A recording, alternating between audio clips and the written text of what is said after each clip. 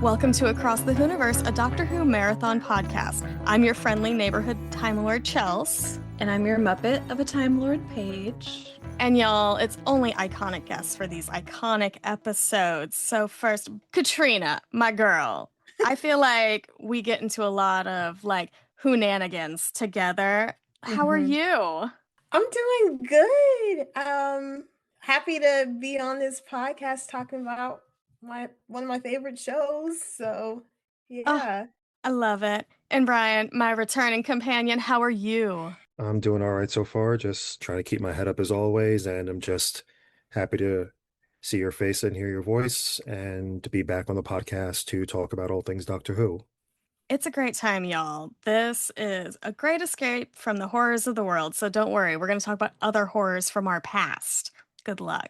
But, Catrina, this is your first appearance on the show. Tell us a little bit about your Who story and how you fell in love with the show. So it's been a little over 10 years. My ex introduced me to it, and I think we watched like one episode together, and then he was just like, oh, okay, this is kind of like not really my thing. But then I like kept watching and just I think this is back when it was still on Netflix, and I just like binge watched up until Peter Capaldi, and then I finally got to see like a season with everyone else with Peter Capaldi. So and then like a couple years later, so people kept saying, oh, you should go to the Doctor Who convention in Los Angeles. And then one day I was like, hey, it's around my birthday, why not go? So I went and I met people from around the world, people that I'm still friends with today. It's like a family reunion. And then I finally met Chels in person at the Chicago Who. Yes, we went to a Chicago Tardis this past year and got into so many Who-nanigans together. Yes. And like that was my first time being there, which is strange because it's like I'm from the Chicago area. How come I didn't go there first? But you had to go really big before you could go home. I like that. So I'm definitely going to do that again. I've done like different panels at both conventions. I've done some TARDIS talks. So it's my world. I mean, I literally named my cat Gallifrey, and when I'm scooping her litter box or feeding her, I'm like, I serve for the glory of Gallifrey. So that is brilliant. I love that. It's great. No, you are one of my favorite people. You are the person's like, let's do cosplay. Chelsea, are you doing cosplay at Chicago Tardis? And I'm like, I am now. That is the energy you bring. You're just such a positive person. And I love you. And I'm so glad you're on the show. I'm so happy to be here too. Yes. Thank you. Brian, as a returning companion, tell us about one of your favorite companions on the show. Well, as someone who recently binge watched Doctor Who, there are like too many good companions to choose from. I'm a huge fan of Martha. Yes. I adore River Song, and not just because I've been crushing on Alex Kingston since the days of ER. Oh yeah. And I'm a huge fan of Amy Pond as well. Oh, yes. I love that I asked this question, and here's the thing, I love every companion, so my response is always going to be, oh, hell yeah, yes, let's do this. There are no bad answers, honestly. There's no bad answers, except Adam. No. Except for some of the guys. Yeah. Exactly. Not all male companions, but somehow always a male companion. Exactly. Always a male companion. And then both of you promote your social medias here at the top. We'll do it again at the end, but just in case people don't always listen to the very end spiels. Catrina, where can people find you on social medias? Instagram and stuff is Catrina T. Parker. I'm on hiatus from my podcast, Quirky Pop. I'm hoping to get back to that soon. But like you can find Quirky Pop podcasts and stuff too if you want to look at some of the old stuff and follow those socials. I'm no longer on X. I got rid of that account, but same. I get it. And then Brian, where can the wonderful listeners find your work? Because you're always writing up something great. I'm trying to, at least. People can find me on Blue Sky and Instagram as HellResidentNY. You can find my work on pajiba.com and some of my older work on uprocks.com. And I'm going back and forth as to whether I should go the newsletter route, and if and when that happens, and if I'm invited back, if I'm invited back here to discuss more Doctor Who Oh, you'll be shenanigans. invited. I am a bully. You live in the TARDIS now with us. Exactly. Sorry. We kidnap our favorite companions over and over. Yeah. Well, I certainly have no complaints whatsoever due to the company, so. But when I do decide to go the newsletter route, I'll be sure to let you and everyone else know what's up and where to find it. Perfect. We'll link everything in the show notes, everyone. But let's dive in. We're doing 2 episodes today. It's maybe one of the most iconic two-parters of the whole series. It's Series 1, Episodes 9 and 10, The Empty Child and the Doctor Dances, written by Stephen Moffat, directed by James Hawes. This originally aired, we're going to feel old, on the 21st and 28th of May, 2005, and it features the Ninth Doctor, Rose Tyler, Captain Jack Harkness, Nancy, and the empty child. And we're going all the way back in time to the London Blitz in 1941. Y'all, before we get too deep in the weeds, what is like your first memories and like overall impressions of this episode? Because I remember when I first watched it, I'm like, oh, this is really good. And then when I got older and watched it as a real adult, I'm like, oh, this is heartbreaking and beautiful, and I'm so happy. I would say, because like I watched it as an adult the first time, it was like heartbreaking and touching at the same time. Like I think the first time I watched it, like towards the end, I started crying of the second episode. Like the one thing about like the show is like things that are happening to the companions, you find yourself like in it too. So like when Rose was on that the rope thing, I Just was just like, oh my dangling. gosh, my hands. I'm like, how long could I have held on before, Jack came? Or like, with that one Doctor Who episode, Smile, like I found myself like grinning like through the first like 10 minutes of the show. I'm like, you're not there. You don't have to grin. Like, why are you doing this? Hey, you So never it know makes you what's feel like going a to kid. happen anymore. Yeah. You never know. Yeah.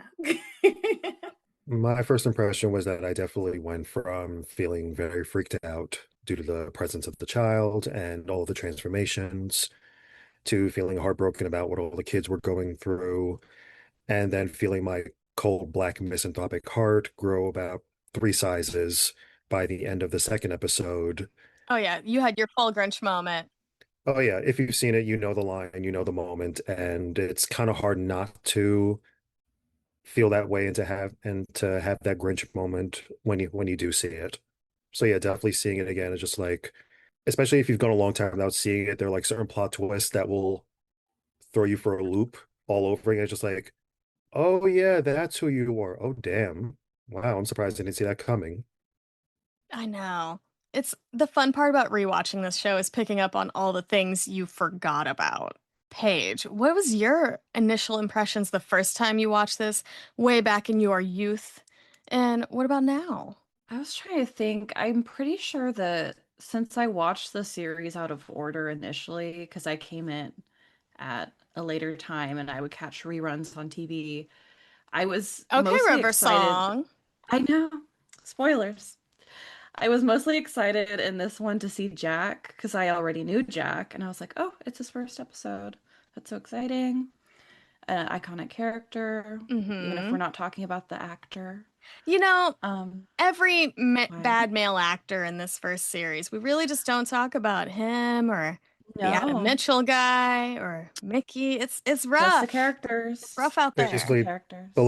less said about them, the better. Yeah. Yeah, So as we talk about these characters and how much we love them, we're talking about the characters and do not condone the characters. very poor behavior of many men on this No, we show. don't condone that. No. But I was excited to see the character, and also, like, just like everyone else said, this two-parter takes you through a whole range of emotions, the entire spectrum.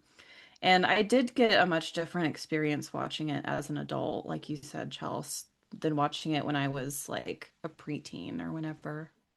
It hits a little different when you're a little older, and Mhm. also there's a lot more war around us right now. We're just like, oh, if only we could have these Yeah. moments. Mm. But I'm going to do some of the TARDIS wiki synopsis of these episodes before we dive into the full plot. So, the empty child. Chasing a metallic object through the time vortex, the Ninth Doctor and his companion, Rose Tyler, arrive in London during the Blitz. While Rose meets Captain Jack Harkness, the dashing time agent responsible for bringing the object, the Doctor finds a group of homeless children terrorized by Jamie, an empty child wearing a gas mask.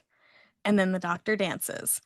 The child's plague is spreading throughout wartime London, and its zombie army is on the march. The Ninth Doctor and Rose form an alliance with intergalactic conman Captain Jack, but find themselves trapped in an abandoned hospital. They head to the crash site of Jack's supposed space junk and discover the ground zero for the mysterious plague. Y'all, I feel like the core problem of this episode is men just be doing dumb shit and hurting people because they ain't thinking. Captain Jack, come on. You just be doing dumb shit. Look at all the harm you caused. That's a recurring theme throughout this first series, honestly, with the men. Hmm. They just be doing stuff. It just makes me think of Adam getting the little head implant again, and I'm like, that Yeah. no, don't do that. It's gonna be like snap baby. It's gonna open up and it looks gross. I wonder if, like, maybe we know that, like, Jack, he has some of his memory erased. Like, would the Jack before then have made such a decision, you wonder? Because he doesn't have those experiences and stuff, so We wonder, he's missing 2 years. yeah. Well, fortunately and unfortunately, you're not wrong about how often men just keep fucking things up, whether they intend to or not. And in Jack's case, seeing him in this episode and meeting him for the first time, he kind of reminds me of John Constantine in a way from the comics, and that he's a very charming pansexual con man who just seems to do whatever he wants and not really care about the consequences of his actions until, they clock him right in the face, and then he finally attempts to start doing the right thing to turn things around. It's the con man with a heart of gold thing. It's like he is messing things up. He thinks it's harmless because he's just going to steal money from rich people, essentially. But it's like, oopsies, you actually hurt a lot of people. And now what are you going to do to rectify that? Exactly. And that's where, like, I like to see his heroic side come out, especially later in the show. He's a character that definitely grows. Yeah, Mhm. it does make for good entertainment, so there is that.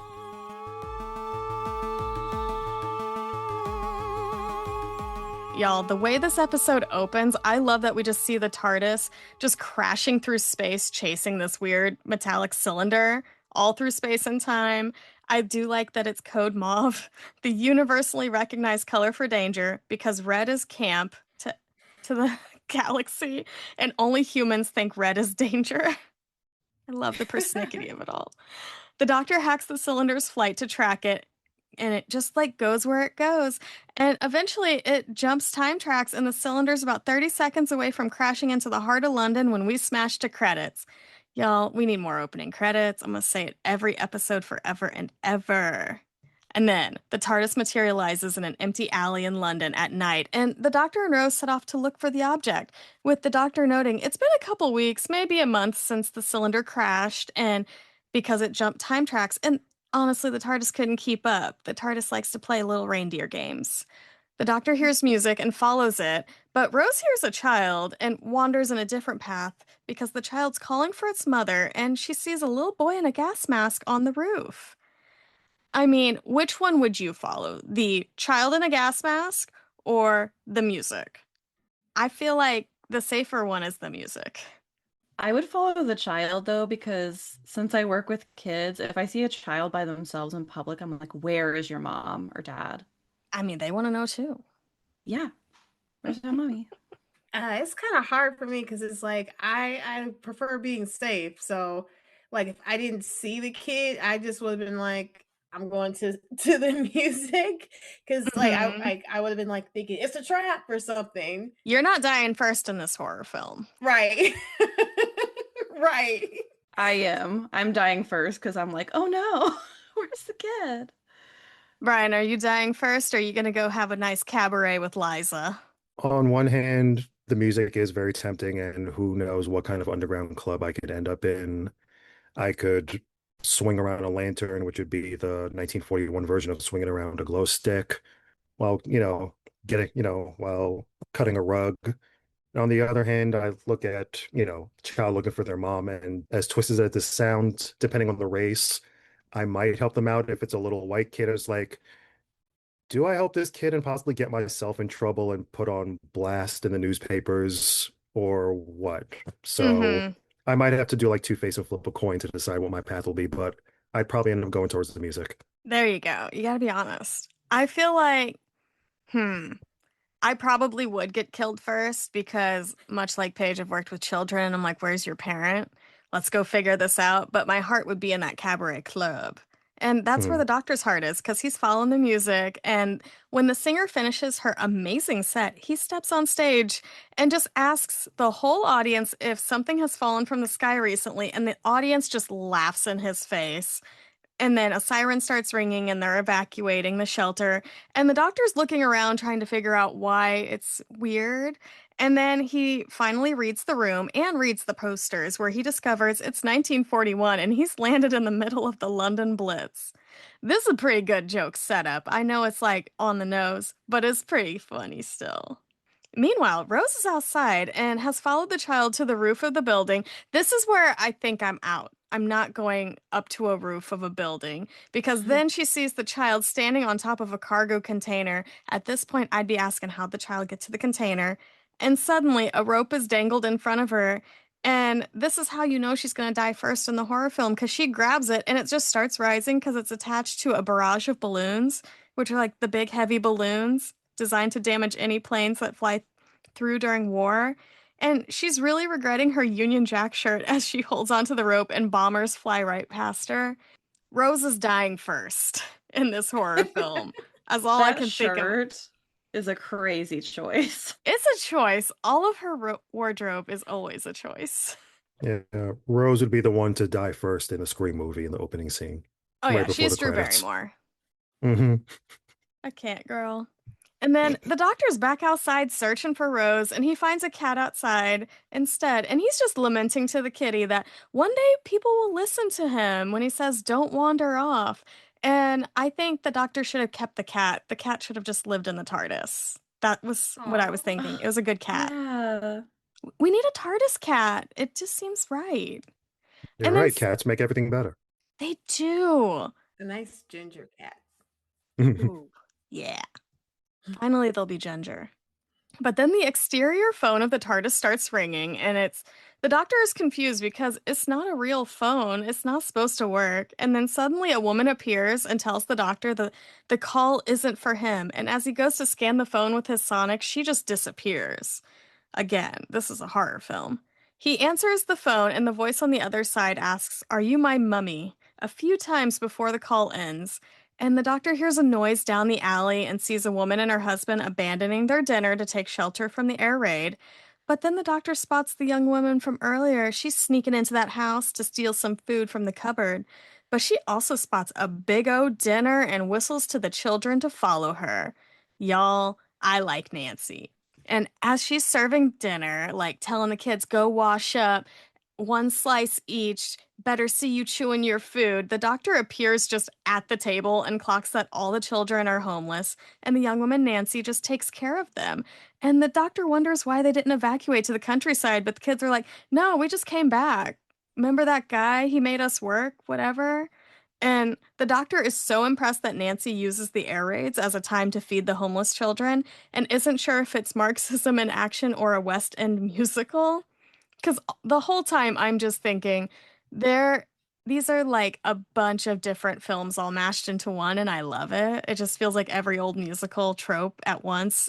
You got some Oliver in there and a little bit of cabaret. I'm like, let's do this.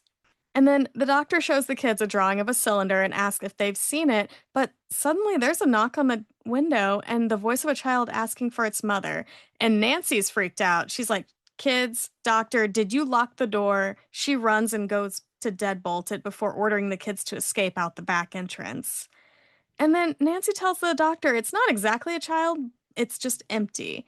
And this is the scary part where the kid, like the arm just goes through the mail slot and you see this weird lightning scar on its hand. Y'all, that freaked me out. Mm-mm. And so, like, after the mail slot part, Nancy tells the doctor, don't touch him or he'll turn into him. Mm-mm.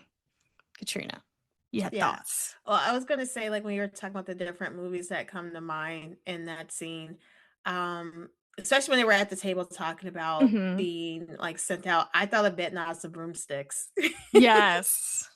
It felt like I a was little so, bit of that, a little bit of mhm. Hook was in there as well. It's Yeah. just, I mean, you get a bunch of cute kids together, like dirty them Hmm. up. But y'all, again, I am freaked out by this mail slot arm, little scar, and Nancy's like, don't touch him or you'll turn into him. And then the phone rings and the doctor hears the repeated request for the child's mummy. And Nancy just hangs up and explains that it has the ability to make calls even from phones that don't work, explaining why it was able to call the TARDIS. And then the doctor speaks to the child through the door, telling it that he isn't its mummy, but the child tells the doctor he's scared of the bombs. Ah, and this is where the doctor is just like, big heart, is gonna just try to help this creature at this point. And he just opens up the door, but the child's not on the other side. Eventually, Nancy circles back and tells him that if the doctor wants some answers, they need to speak to the doctor. And she shows him a nearby hospital. And the doctor asks who she lost. And she admits she was looking for food one day when the cylinder fell, and her little brother Jamie followed her and he died during an air raid. Everyone put a pin in that. I really like Nancy in this episode. This little actress, she was acting her butt off. Hmm. She's really good. She's running things. She has a whole system. Honestly, she's very efficient. Good for her. She is. I want to know, like, when people come back after being in the shelter and they try to find their dinner, what they think happened to it. Yeah. It was the children, the empty children, took all the Yeah. food. But y'all, let's circle back to Rose because she's just dangling from this rope and she's spotted by a man in a Royal Air Force uniform and he's just checking her out through his binoculars, complimenting her bottom. He's flirting with this British Army officer who calls him Jack before telling him he has to meet a girl. I mean, that tells you everything you need to know about Jack. He's flirting Hmm. with any and everyone, which very radical for its time, y'all. Remember 2005? Times were Yeah. bad. Yes. Rose then starts to like lose her grip and like about to fall to her death until a blue beam catches her and she hears Jack's voice telling her, turn off your phone, keep your limbs in the light. And eventually she slides down the beam into his ship and right into his arms. I mean, I get it. That is one charming way to meet a man. And he introduces himself as a soldier and hands her his ID, but Rose immediately clocks that it's psychic paper and gives it back to him. I like that he's just going on and on about it, though. And she's like, no, that's not real. What'd y'all think of their little meet cute? It was cute, but then I'm like noticing how he mentions like her having a boyfriend named Mickey, but like she's like what was the word? Like running Very fancy free. available. Very available. Yeah. Yeah. And it's like she knew that, but then, episodes later, she got mad when Mickey was dating Trishy the lady. I think that's her name. So it's just like, Rose, how come on, you girl. You are do that? dating through space and time right now. You cannot put some boundaries on this relationship with Mickey. Let Mickey live. She has like Right. 3 love interests at this point, So at many. least. Hmm. You need to live your best life, and he needs to live his best life too. Especially again, like you just said, since you're traveling through time and space. I mean, what are rules? Exactly. What are rules? But no, like after all this cute little stuff and like calling each other out, he uses his ship's little nanogenes to heal her rope burn, which I could use some nanogenes in my life. These dogs are after me at this point. And Hmm. Jack just asks if she's a time agent, but also just assumes. And he says that he's been expecting one to show up at this point and invites her to a drink on the balcony. And they dance to Glenn Miller as they float by Big Ben. And he's trying to make a deal with her, thinking she's a time agent. And she's just rolling with it, thinking he's a professional. He knows what he's doing. He's gonna help her. And then eventually he reveals they're looking for a fully equipped warship and offers to get it for her and the Time Agency for the right price. But she says she'll have to ask her companion. Y'all, I like that they're kind of conning each other in this moment. She's getting information. He thinks he's getting money. It's like something out of a 40 screwball comedy. Exactly. Bring back very elaborate dating tropes. The doctor goes to this hospital though. Like he's having his own scary adventure while she's in a rom-com. So Nancy shows in this hospital and he goes exploring. He finds beds full of these like corpses wearing gas masks. And he meets Dr. Constantine and invites the doctor to examine the hundreds of like bodies in this hospital. The doctor is perplexed as they all have the exact same injuries and the masks are fused to their flesh, but there's no burns or scarring or anything. And they all have the same little lightning scar on their hand as the gas mask children we met earlier, like through the mail slot. So something's going on. But here's the thing. The doctor's clocking all this, but not clocking that Dr. Constantine has the same scar on his hand as everyone else. But Mr. Constantine there tells our doctor when the bomb dropped, there was only one victim, but the next morning, all the medical staff and patients had the exact same injuries, and that it's a physical injuries as a plague thing. So he explains the corpses aren't really dead, and then he like taps his cane, and all of them sit up, but there's no signs of life, and they can't die. So yeah, this is terrifying. Again, we get a rom-com and a horror film. I love this show. I kind of wondered how he was able to not become one of them sooner. Same, That's because he's always been like, like a thought. Yeah. because all you have to do is touch one, and that's how it happens. I'm like, were you wear? I don't know if gloves would work. That's a Right. good question. I don't Yeah, really know. I'm not a because you know that he would be scientist. tempted to touch just one of them at least I once. know. He's not a very hands-on doctor. I Mm. don't think I would go to him for Oh. other issues. He seems nice though. Mm. And our doctor wonders why nobody's doing anything. And Dr. Constantine explains that he's making them comfortable. It's like what he can do at this point. And he explains before the war, he was a father and a grandfather, but now he's neither. But he is still a doctor. And our doctor says that he knows the feeling. Eventually, he explains the army plans to bomb the hospital and blame it on a German bomb just because they don't know what to do with anything. And Dr. Constantine has a coughing fit, but through this fit manages to tell the doctor about room 802 where the original child was housed and to find Nancy because she knows more than she's saying. I think we all figured that out. And then he begins to turn into one of the little lifeless corpse gas mask people. They eventually call them little zombies at some point. They're all just empty children in my heart. But y'all, Rose and Jack just happen upon the hospital. I do like that that's not explained at all, really. And Rose whispers to the doctor that she had to tell Jack they were time agents and calls him Mr. Spock, which is a reference Jack did not get, and I kind of loved it. She asks him about the Chula warship, and Jack was like yapping about, and the doctor's like, I'm gonna interrogate this man about bringing a plague down here. What did you do to these children? But eventually, Jack confesses that it was a con, and the cylinder was just a space ambulance that he was trying to pass off as something valuable. And then he eventually realizes Rose and the doctor aren't time agents. He's not getting his payday. And the doctor explains human DNA is being rewritten. But the gas mask virus carriers suddenly get up and start advancing on our trio. Dun dun. And then back at the house, Nancy is raiding the kitchens, but there's a child. It gets inside, and she tries to hide, but the child finds her and asks, "Are you my mummy?" And Nancy backs away, calling the child the name Jamie, her brother, and replies, "But you're dead." What a great Ugh, cliffhanger.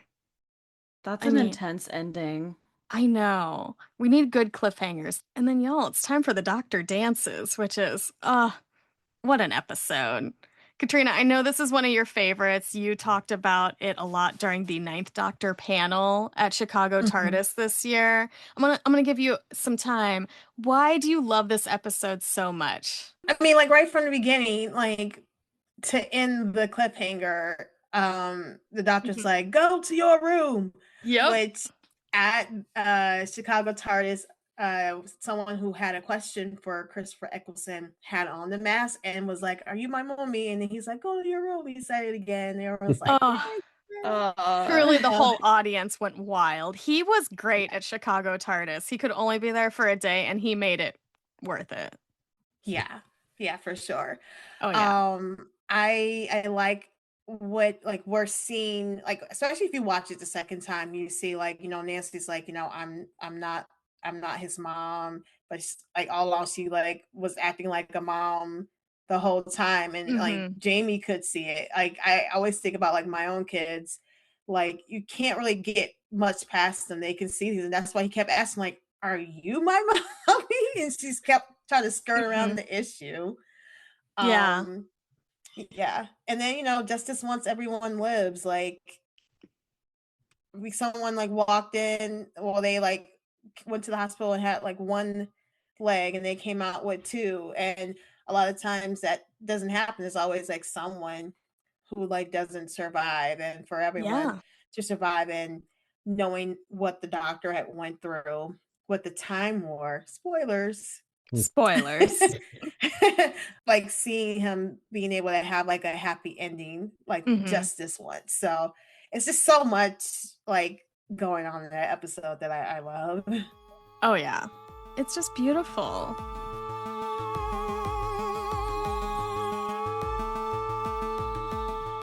So, y'all, let's get back. And as you said, I mean, we open with the masked children advancing on the trio. And I just love that the doctor starts shouting, "Go to your room. I'm very cross with you," over and over.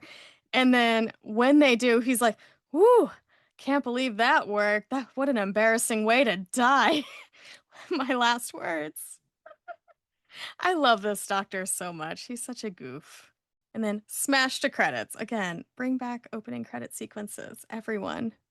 Eventually, Jack explains his con was supposed to be finding harmless space junk, and he's going to throw it through time and convince a time agent it's worth something. He was going to get a 50% down payment from a buyer. And then, like, once he went to go retrieve it, um, it would be blown up by a German bomb because Jack would know about it in advance because he can jump through time. And he'd erase all the evidence of his con before the buyer could claim any of it. And the doctor shames him, saying he caused all this, but Jack insists that it was just an empty, burnt out medical transport and it couldn't have done this. And it's like, Jack, you kind of are an idiot. They head upstairs to room 802 as the all clear sirens sounds, which every time those sirens went off, I was just so freaked out. They really did a good job recreating London in this episode, I gotta say. And then we cut back to Nancy. She's cornered by a child, but the child is confused by her shouting that he's dead and eventually pulls off a mask and it's like, "Oh, it's a regular child, thank God."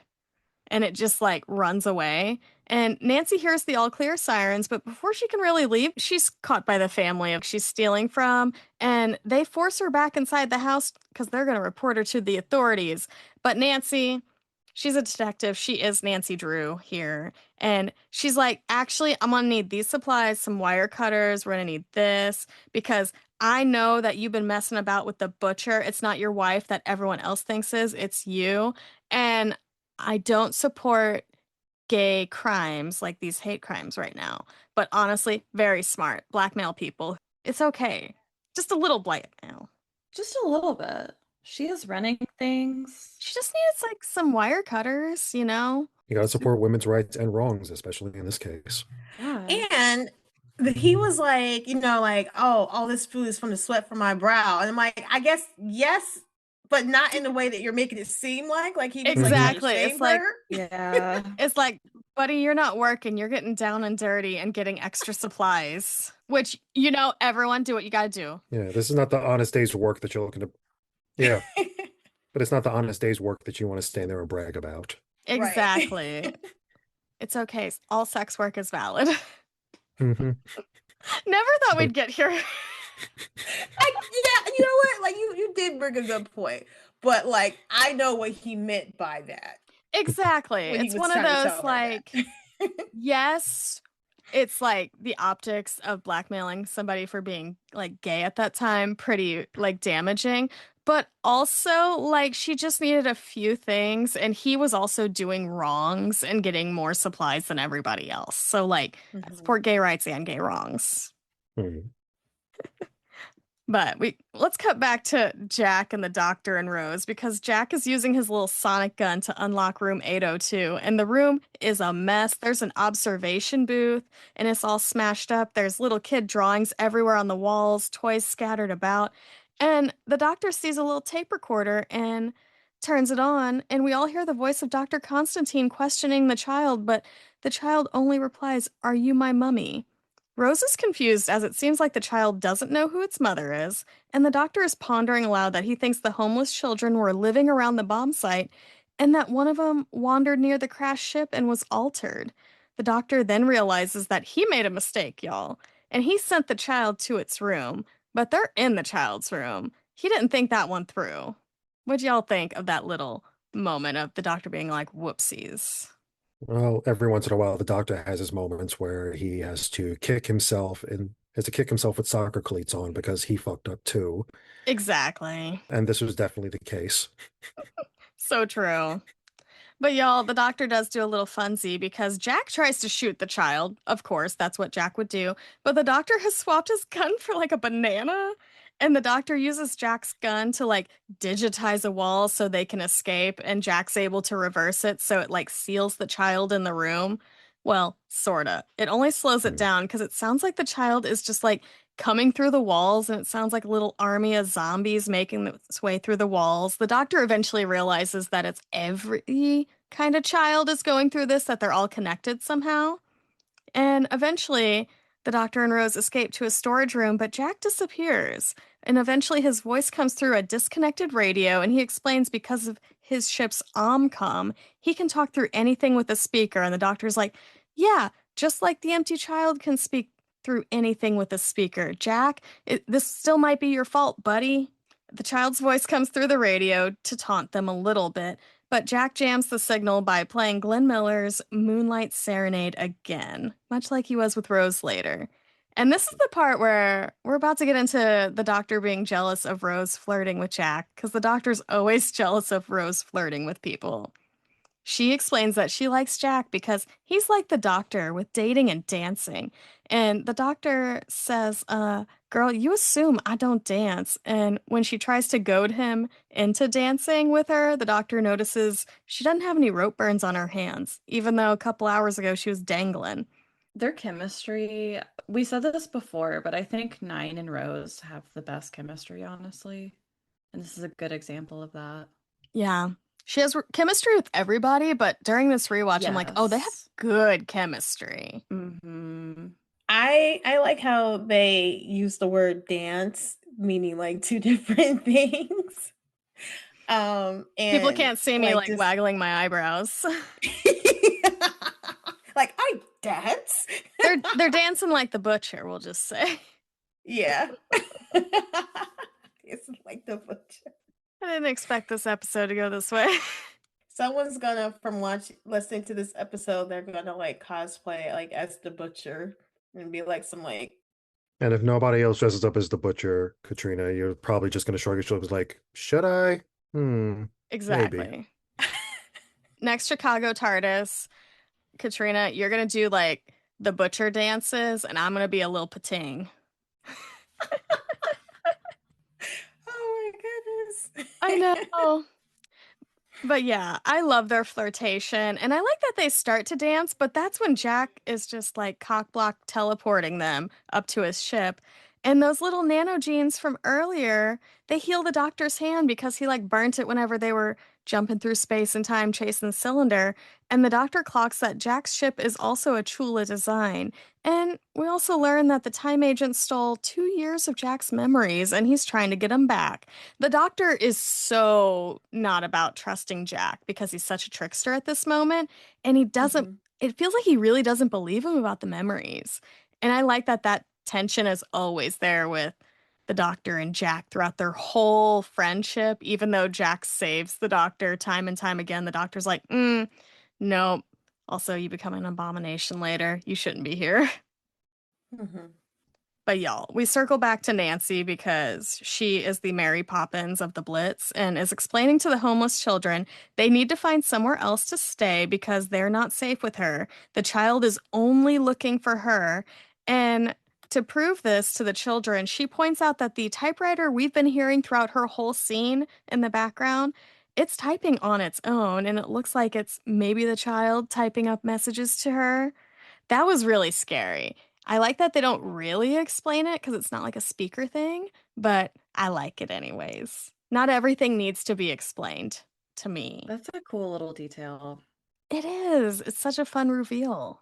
Yeah. And if you really want an explanation that badly, that's what AO3 is for. Make your own. Exactly. You're Everyone so go to the right. library, go to the archive of our own library. And I say that applies to a lot of aspects of pop culture of people demanding explanation instead of just letting their imagination do the work when it comes to the lore of whatever fiction that they're watching, even if it's something like Sinners, for example. It's Hmm. like, oh, where did the Choctaw vampire killers come from? It's like, one, we don't need to know that. Two, we don't have the time. And Where did the Transylvanian vampires come from? Somebody's yeah, mind, that's how. yeah. Again, that's what AO3 is for. Let your imagination do the work if you want to fill in the blanks that badly.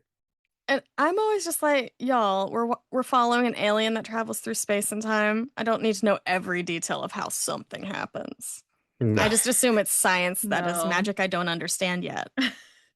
Or just go with Lucy Lawless's explanation. A wizard did it. Perfect. Yeah. But y'all, Nancy is also a bad bitch, and she goes to break into the crash site and is discovered by some soldiers. Y'all, these soldiers, I feel like, yes, you probably shouldn't be breaking into places, in theory, but she's brought to a tent and they like handcuff her to a chair, and she notices that a soldier is marked, but another soldier who's just not listening to her just leaves her there. And this poor soldier, he's marked the plague, and despite all her warnings and pleas to be let go, he's just, one soldier walks away, the others turn into a little gas mask zombie, and the doctor and Rose find her, and Jack distracts the guards by flirting because I like that Rose is like, "Here, I'll go distract him," and Jack's like, "Actually, not your type. I will go distract him." And I like that the doctor is just like, yeah, things are a little different in the 51st century. I love this like very casual acceptance of queerness 21 years ago whenever we're still trying to get some of that now. But y'all, poor Jack, his flirting doesn't work because the guards are also turned into little zombie gas mask buddies, and the doctor hears Nancy singing in the tent a little lullaby to the zombie and eventually frees her, and they all head to this little Chula transport. What is with the doctor listening to people singing? That's his clues all the time, it feels like. That is interesting. Like, I only noticed that as I'm reading my notes. I'm like, wait a minute. yeah. He's always following the singing. Little Bob. Hmm. No wonder there's always the references to him traveling back in time to different concerts. I'm like, maybe we need to see that one day. It'd be Yeah. fun. But then the doctor explains to Nancy that they're all from the future. And Nancy is like not so sure about it because Rose doesn't have a German accent. And Rose sneakily reveals that the British will win the war. And that is just like a little cute detail. Like, I know Rose isn't supposed to break the rules, but it's one of those, yeah, like, don't worry. It's going to be great. It'll be fine. Things won't be horrible after. I mean, they might be a little horrible. Yeah. And eventually, the doctor figures out that the Chula medical transport crashed and the nanogenes escaped, and they're programmed to heal because there's like bajillions of them. But the first thing they encountered was the dead child, Jamie, and he had a gas mask on. And because they didn't have like a DNA pattern for what a normal human is, they just thought, oh, dead child with mask, that's the pattern. We're going to go turn everyone into that. And the doctor also says there's not a child alive who wouldn't tear the world apart to find its mother. So that's like the motivation behind it. Jamie just wanted his mom. And Hmm. this is the heartbreaking part where Nancy's just like blaming herself for all of this because Jamie was following her. She was trying to get food. And the doctor like starts asking her age and questioning her and realizes Jamie is her son. She was like 14 or 15 when she got pregnant, so super young, like right before the war. And that was just her thing. She didn't want Jamie to know because there's like shame around all of that. And what a heartbreaking little moment. Yeah. You do think about the guilt that she had, and it feels even more terrifying to her that he's asking that question because she knows the answer. Mm-hmm. And even though like she's like, you know, you're dead, she still doesn't want to reveal that, like that I'm the mom until like the doctor prompts her because of Mm-hmm. all of that shame of society, and then like the shame from keeping that from your Mm-hmm. child and just saying like I'm your sister, you know. And just the fact that she's had to go on and mother so many homeless children as well because they don't really have anyone Mm-hmm. else. Yeah. So many beautiful layers to this. That makes that little part where she's singing the lullaby to the child like even more heartbreaking because you're Mm-hmm. thinking of her now in terms of a mother. Through all of this, we know that like a bomb's coming. They want to blow up the hospital area and stuff. But also because like Jax accidentally set off some little alarm and whatnot. Little zombie children, they're activated, y'all. It's a little scary, scary moment. So we have like the weird countdown. And the little zombie child just wants his mommy. And it's so sad. So the doctor eventually like comforts her but is also like, hey, babes, why don't you go and just say, I'm your mom? And eventually, Nancy does this. She hugs the child, and the little nanogenes like get her DNA, realize that, oh, wait, this DNA matches the kid a little bit. Let's adjust some stuff. Justice once everybody lives. Exactly. Where are these things? Can we get them in bulk right I now? would love some nanogenes, especially as I get older. Like I have liquid collagen, but I think the Hmm. nanogenes would work better. It would definitely make me go get a Costco membership right then and there. Costco would have it. We They need to would. get Costco to make some nanogenes for You get us. you get the nanogenes in bulk and get yourself the hot dog and a drink for what, $1.25 or however much that they're still charging for it. I mean, under $2, get some nanogenes, your hot dog, your drink. Perfect market. Chula Costco collab. We need it. Day well spent. It's so great because like it unlocks the genetic code and eventually like all the nanogenes, it like everybody lives. The woman, she gets her leg back. It's so great. And the doctor unmasks Jamie, lifts him up. It is so good. I'm like choking up right now thinking about it. But then Rose is like, y'all don't forget about the bomb. And the doctor's like, nah, I got you. Jack eventually like in his ship, he's got the bomb in his little tractor beam and he just takes it out, gets rid of the bomb, you know? We just like dust that out. I like that we can just make up really silly ways to like stop bombs. Can we do that in real life too? And so eventually, like everybody lives, it's great. And I love this so much because eventually, like, they end up in the TARDIS and we're gonna have a nice time. And we get some more Glenn Miller playing great music, y'all. And they enter the console room, and the doctor is just like ready to have a real jig. He's ready to cut up right then and there. And Jack gets a little jealous. Rose is like, oh, you gonna teach Time Lord how to dance? And eventually, the doctor's like, yeah, who does Jack want to dance with? And Rose realizes, wait, Jack is also flirting with the doctor. I love this. I understand where people get their favorite throuple from. I was gonna say, I'm just saying, all three of them could dance together. That's a great dance. Yeah. More thruples in our television shows, please and thank you. Exactly. And I love that this is how we end the episode. It's like, who you gonna dance with?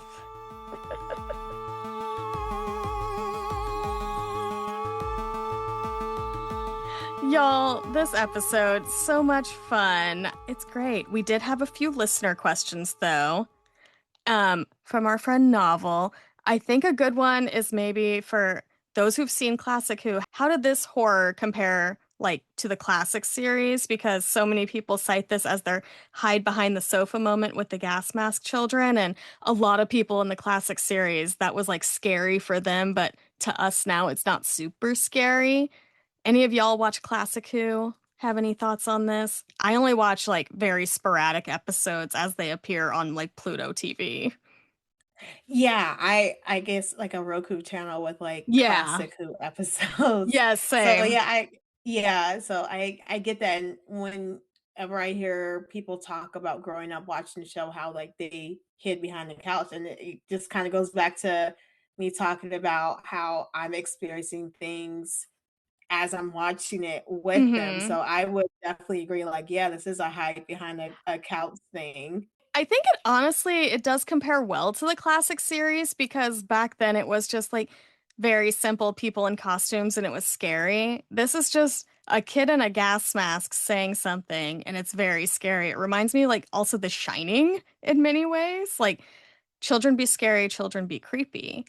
I like it in that very scary way and it turns out it's not supposed to be scary at all. It's okay. They were all just trying to live.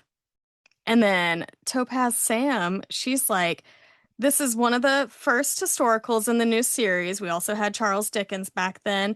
For those coming into Doctor Who fresh, how do y'all feel about the tonal shift in this sci-fi classic TV show going from future episodes to like kind of contemporary episodes all the way back to the London Blitz? What was your experience going through all space and time essentially?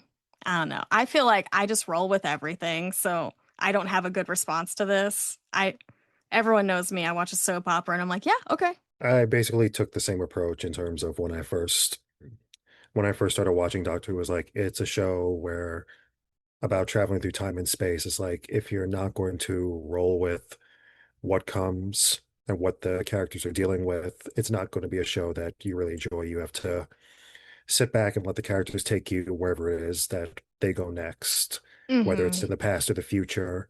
And something I was going to say earlier is that even looking back on this episode, which was all the way back in 2005, good Lord, and you look at something like the special effects where they transform like Dr. Constantine into the gas mask, Oh, it's terrifying. the transformation, it is terrifying. And even the special effects, you're just like, okay, it's special effects from 2005. You can't really judge those special effects with 2026 eyes. But also at the same time, if the story is good, and it's like with anything you're watching, even if it's a horror or sci-fi movie, if the story is good and absorbing enough, you're not really going to care so much about the quality of the effects. You're just going to care about what's happening in the story and how, and just going to keep suspending your disbelief because you want to enjoy the story that's being told. And that's definitely the case here, even with the gas mask transformation looking kind of wonky as it does now compared to special effects of today. Exactly. Like, honestly, I love a good character driven show. I don't care that the effect of him turning into the mask looks like Goosebumps mask at all because it is scary. There is something kind of really scary about how it changes and that it's not like a perfect Marvel superhero like big budget thing. There's Yeah. something extra scary in the gritty. I'm glad you mentioned Marvel because, like, I feel like people judge movies on things like special effects, and it's like, well, there's a lot more to that than special effects. Because if you go to a play, like everything's not like if someone gets stabbed on stage, it's not going to look like it would in real life, like or whatever. It's like, but you're in it, you're in it for the story more than anything. And I think people kind of lose sight of that. They're just like, well, it's not like this Marvel movie, you know. And that's the thing. We've seen the Marvel like vacation of who like later when Hmm. Disney takes it over and it just feels like a completely different show. There's something special about Doctor Who being pretty practical in many ways. And also to make a complaint like that about how, oh, such and such is not like a Marvel movie. It's like, okay, that's like basically, it's like you taking a bite out of a cheeseburger and complaining that it's not a pizza. It's something entirely different. Exactly. So why would you expect this to be that? I know. Here's some fun world building moment. The German bomb that Jack's hanging out on at first, it translates like very loosely to Bad Wolf, continuing our little Bad Wolf arc throughout the series. I thought that was pretty fun. And yeah, this is the second time the cold opening is used to resolve a cliffhanger from the previous episode. This also happened with our Slitheen World War III episodes. That was very silly. This, I would say, is probably the better of the two by far. Even though I do have a soft spot in my heart for Aliens of London and World War III. They're very silly Billy, and I think this is really what makes the show special are the episodes like Empty Child and Doctor Dances. But that's also what makes the show special is that we have silly episodes like Hmm. those that you talked about and also more serious ones like this. Exactly. And Stephen Moffat, good job on your first outing here. And Mhm. he's somebody apparently, like, anytime he popped in to these first few seasons to do an episode, he had like no context for everything before and after. So I just like, I love that he managed to really place and track everything pretty well, like where the characters were in their stories, like throughout this. Also, to quickly follow up on what Paige just said, basically, this would be the type of episode. I know most recently a lot of like television fans have said that they want longer TV seasons to make a comeback, that they want their shows to give them 20 to 24 episode seasons again. And you look at something like these two episodes, and they would probably be considered filler episodes because Mm-hmm. they don't they don't lean directly into like say the mythology or any story arcs or anything.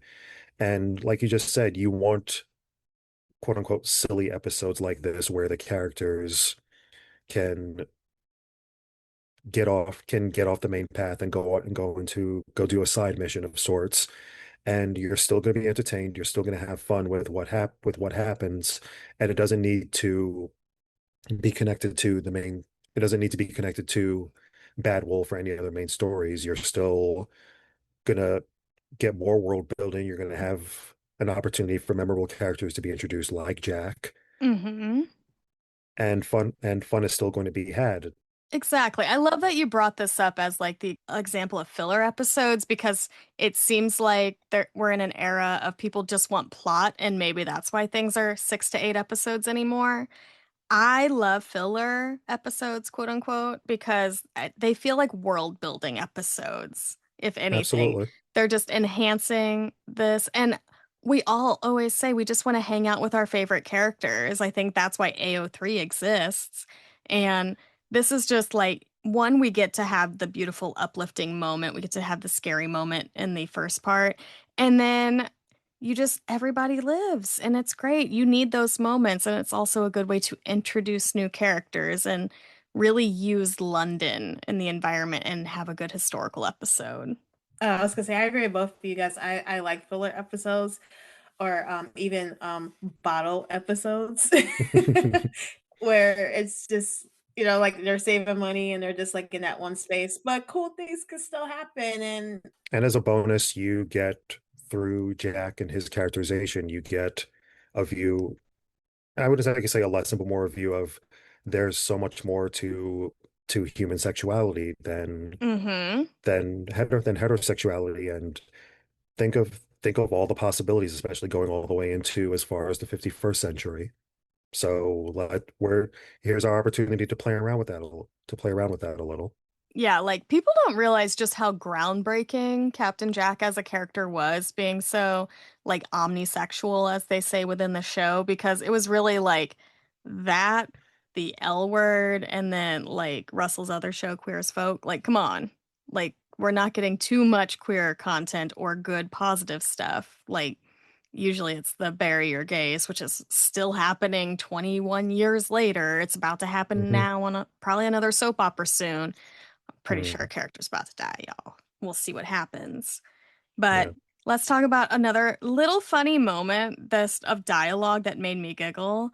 Jack says at one point, "You've got to set your alarm for Volcano Day," because they're talking about holidaying in Pompeii.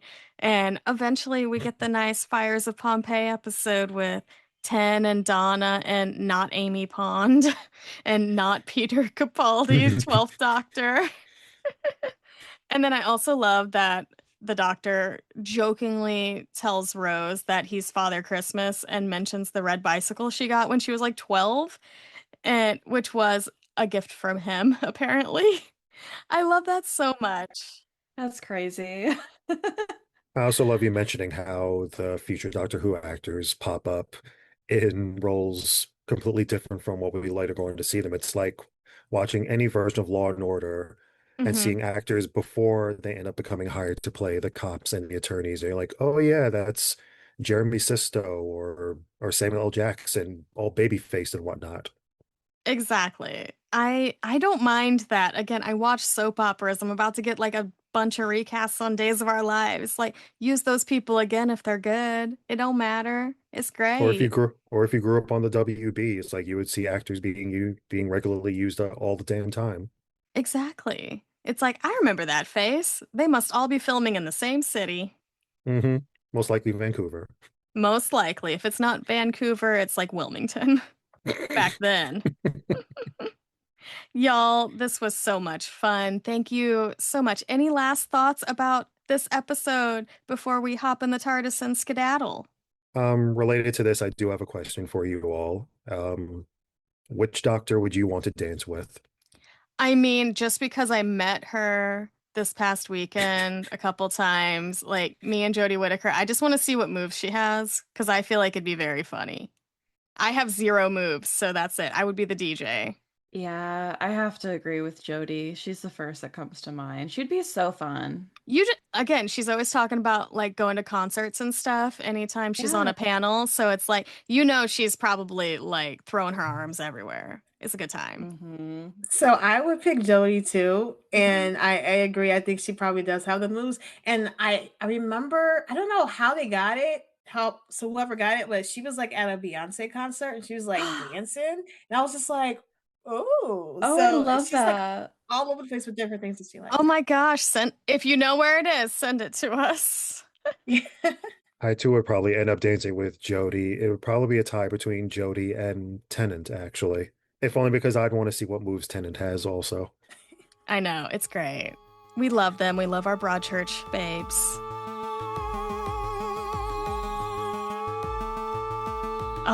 Y'all, companions, thank you so much for wandering into the TARDIS today. Sorry we took you to the Blitz, but don't worry, everybody lives. Let's remind the listeners where they can find you and all your work.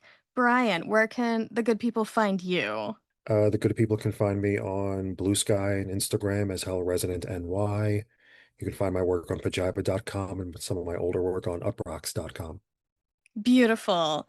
Katrina, where do you want people to find you? So I didn't mention it earlier, but I am on Blue Sky just as myself. I I post a lot of like Doctor Who and Golden Girls stuff. I just remember This is what why I we're wanted to friends. say. Yes. I remember what I wanted to say. Like, I love that whenever I hear Glenn Miller music now, I Mm-hmm. think of this episode of Doctor Who and then also multiple episodes of the Golden Girls. Like, Oh, yeah. those two things are in my head when I hear Glenn Miller. So, you know what'd be cool if like the doctor actually like goes on like the search party for Glenn Miller and maybe Glenn Miller didn't really die. Oh, this could be a good like audio.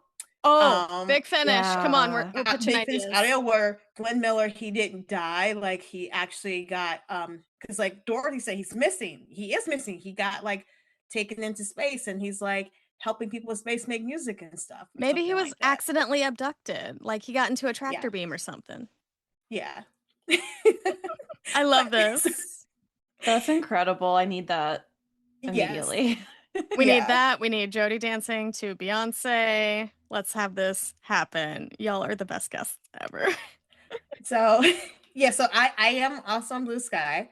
Katrina T. Parker. I'm on Instagram, Katrina T. Parker, or I'm not really posting anything right now on my quirky pop page, but if you want to listen to some of my older episodes, Chelsea's been on my show before. Talking about Golden Girls. Um yes, talking about the Golden Girls as quirky pop.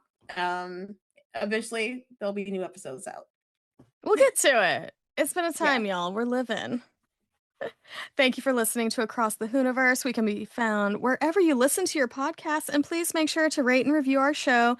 You can find us on Instagram, Blue Sky, Tumblr. Links will be in the show notes, or you can email us your thoughts or questions at acrossthehooniversepod@gmail.com. Paige, remind the Time Lords where else they can find you. They can find me at Thoughts by Paige on Blue Sky. I am Hey Smithers on Tumblr when I remember to get on there. I am Paige Noel Kaiser on Instagram. I am also on the podcast. My stories are on with Chels and our friends Jesse and Owen, talking about a lot of different TV stuff. I also have a Substack that's called Girlhood in Low Resolution, where I talk about being a girl on the internet in the 2000s. And it's wonderful.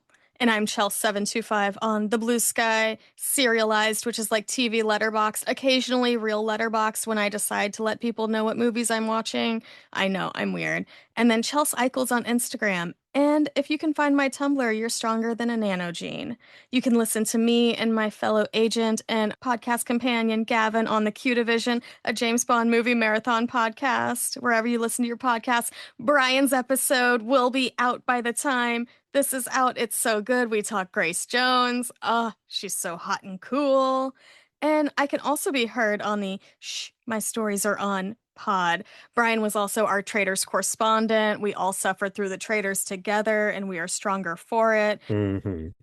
Maybe we'll just start having to cover the British ones, the Celebrity Traders and regular Traders UK, because they've been renewed for like the next 5 years or something. It's crazy. Say less. Exactly. And I'm also on the And a Rewatch pod. Occasionally, we're talking the show Selfie, and then we used to talk Community, Mythic Quest.